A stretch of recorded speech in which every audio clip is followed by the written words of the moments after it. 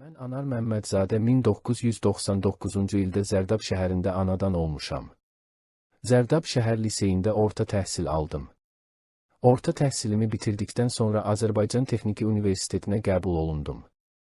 2020-ci ildə həqiqi hərbi xidmətə yollandım. Bakı şəhərində yerləşən hərbi hissədə xidmət keçdim.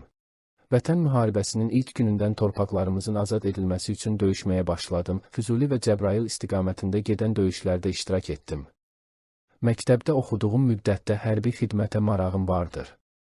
Bayraq mənim namusumdur söyləyərək bayrağımızı Qarabağın hər bir qarışında dalğalanmasını arzulayırdım. Dayım Əlimərdan və yaxın qohumum Mehman 1-ci Qarabağ müharibəsində iştirak edərək şəhid olmuşdular.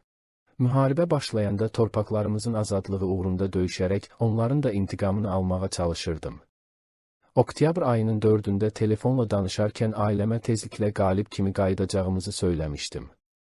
Bu ailəm ilə, doğmalarım ilə son söhbətim oldu. Oktyabr ayının 6-sında Füzuli istiqamətində gedən hücum əməliyyatında hissəmiz ön cəbhədə hücuma keçərək düşmənə sarsıdıcı zərbə vurdu. İtkilərimiz də oldu, mən və yoldaşlarım ayın 9-da Vətən yolunda, haqq yolunda şəhidlik zirvəsinə yüksəldik.